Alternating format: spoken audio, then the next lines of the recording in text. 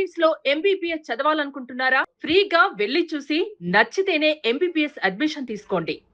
2020-22 మధ్య ప్రపంచాన్ని భారీగా వణికించినటువంటి వైరస్ కరోనా.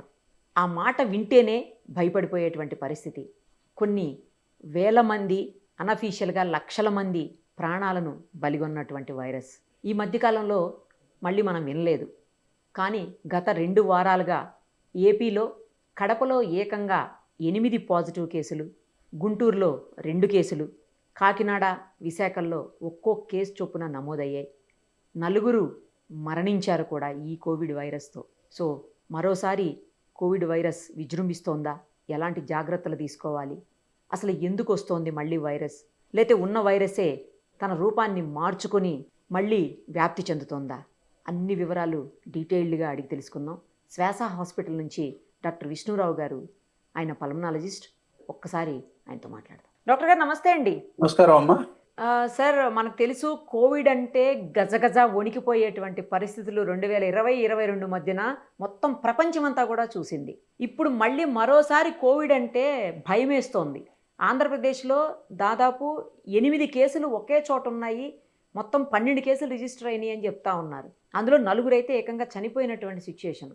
ఏంటి అసలు మళ్ళీ కోవిడ్ ఎందుకు వచ్చింది? లేకపోతే ఉన్న కోవిడే మళ్ళీ ఇప్పుడు విజృంభిస్తుందా? లేకపోతే తన రూపాన్ని మార్చుకుందా? ఏంటి అసలు మళ్ళీ ఎందుకు ఇట్లా వస్తోంది కోవిడ్? అందరికీ నమస్కారం అమ్మా.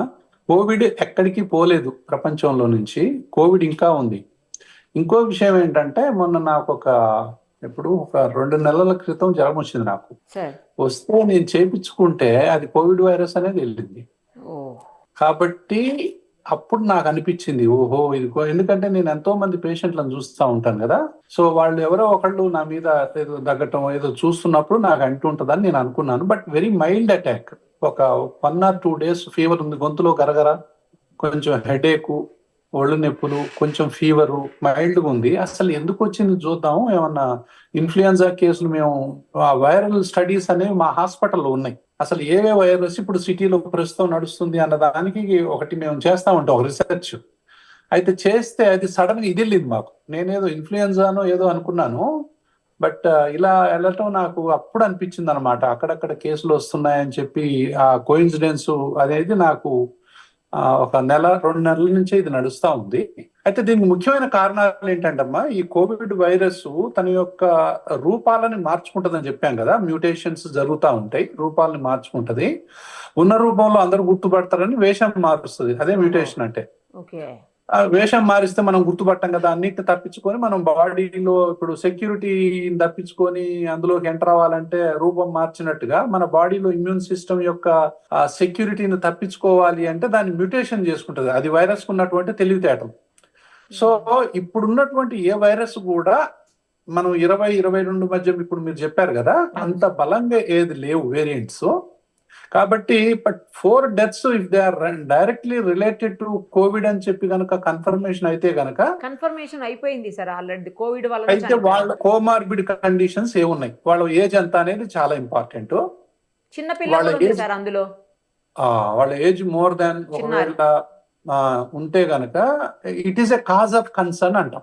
అంటే ఇప్పుడు మళ్ళీ మనం ఏంటి, కోవిడ్ అనగానే ఇప్పుడు భయం కాదు, కానీ కోవిడ్ అన్నా వైరల్ డిసీజెస్ అన్నా మనం భయపడొద్దు, అవేర్నెస్ రావాలంట. నేను ఏదైనా సరే ఇప్పుడు మీరు ప్రజల యొక్క దీనికోసం మీరు ఈ కార్యక్రమాలు చేస్తున్నారు కదా, దీనివల్ల అవేర్నెస్ రావాలి తప్ప భయపెట్టడం కాదు సార్. అవేర్నెస్ అనేది చాలా ఇంపార్టెంట్. అంటే మరోసారి మళ్ళీ మాస్క్లు వేసుకోవటం, హ్యాండ్ వాష్ చేసుకోవటం, పలు జాగ్రత్తలు పాటించడం, బయటికి పబ్లిక్లోకి వెళ్లకుండా ఉండటం, అవసరమైతే తప్పించి మాబులోకి వెళ్లకుండా ఉండటం, ఇలాంటివి చెయ్యాలి. ఆ జాగ్రత్తలు మీరు చెబితే బాగుంటుందన్న ఉద్దేశంతో చేయటమే కానీ భయపెట్టేసడం అయితే 100% కాదు సార్. అట్లాగా అంటే మన అందరి ఉద్దేశం కూడా, ప్రేక్షకులు నేను చెప్తున్నా మీకని కాదు, జనరల్ గా దీని ఉద్దేశం అవేర్నెస్ తప్ప భయపెట్టడం కాదు అంటున్నా. మీరైనా నేనైనా ఇంకెవరైనా సరే. ఏంటి డాక్టర్ గారు వచ్చి లేనిపోయిందంతా భయపెడుతున్నాడు అని చెప్పి అనుకోకుండా ఉండటం కోసం కూడా మీరు అన్నది కరెక్ట్. ఏంటంటే ఒకటమ్మా, ఎవరికి జ్వరం వచ్చినా ఆల్ ఆఫ్ ఎ సడన్, ఎవరికి జ్వరం వచ్చినా ఫస్ట్ అనుమానించాలి. All of a sudden.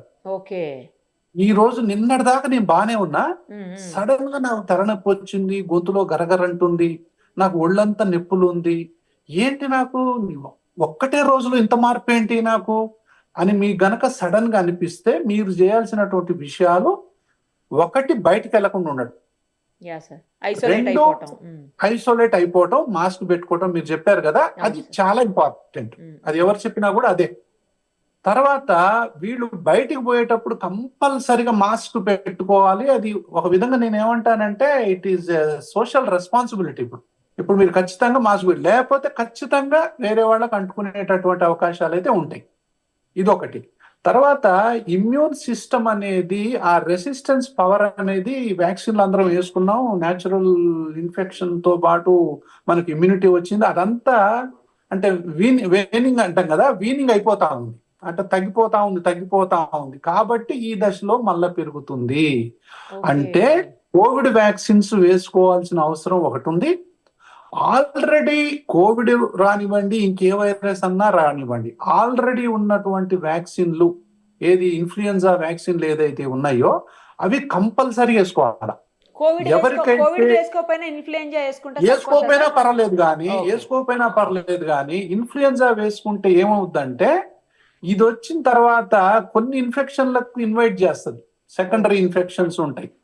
ఈ ఇన్ఫ్లుయెన్జా, ఎందుకంటే నా అనుభవంలో నేను చెప్తున్నా, నేను కొన్ని వేల మందికి ఇన్ఫ్లుయెన్జా వ్యాక్సిన్స్ వేసాను, లక్షల మందికి అనొచ్చు.